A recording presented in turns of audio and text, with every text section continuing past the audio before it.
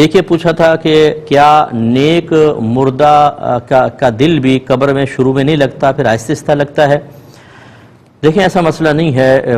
ہم لوگ موت کو بہت ہی زیادہ عجیب و غریب، چونکہ ہم نے چند باتیں سنی ہوتی ہیں عذابات کے بارے میں اور دیگر چیزوں کے بارے میں، تو ہم سمجھتے ہیں شاید مرنے کے بعد بہت ہی سخت معاملات ہیں۔ ایسا نہیں ہوتا۔ جو نیک آدمی ہوتا ہے وہ تو اپنی موت کے وقت ہی اللہ تعالیٰ چونکہ پردے ہٹا دیتا ہے، وہ حضرت ملک الموت علیہ السلام کو بڑی خوبصورت شکل میں دیکھتا ہے، پھر جنتی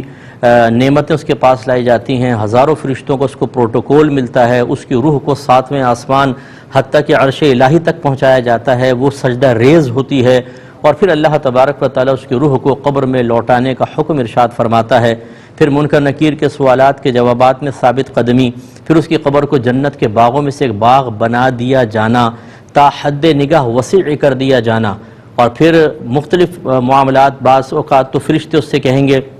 کہ تم سو جاؤ، جیسے دلہن شادی کی پہلی رات سوتی ہے، تو وہ سو جائے گا، اور پھر جب قیامت قائم ہوگی تو اس وقت اس کی آنکھ کھلے گی، وہ آنکھیں ملتا ہوا اٹھے گا، اس کو اٹھایا جائے گا، جب تو وہ سمجھے گا کہ شاید ابھی تھوڑی دیر کے لیے میں سویا ہوں۔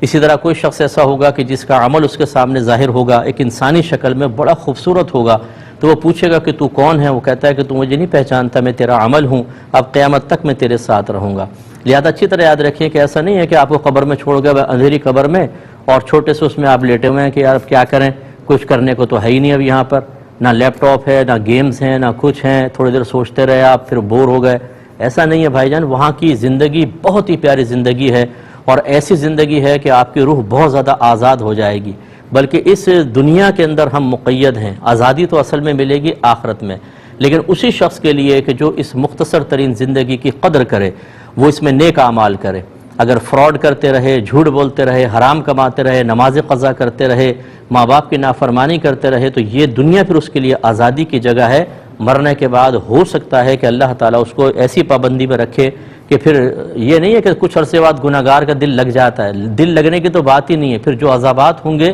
وہ تو دل لگنے ہی نہیں دیں گے۔ اللہ تعالیٰ ہم سب کو اس سے محفوظ فرمائے۔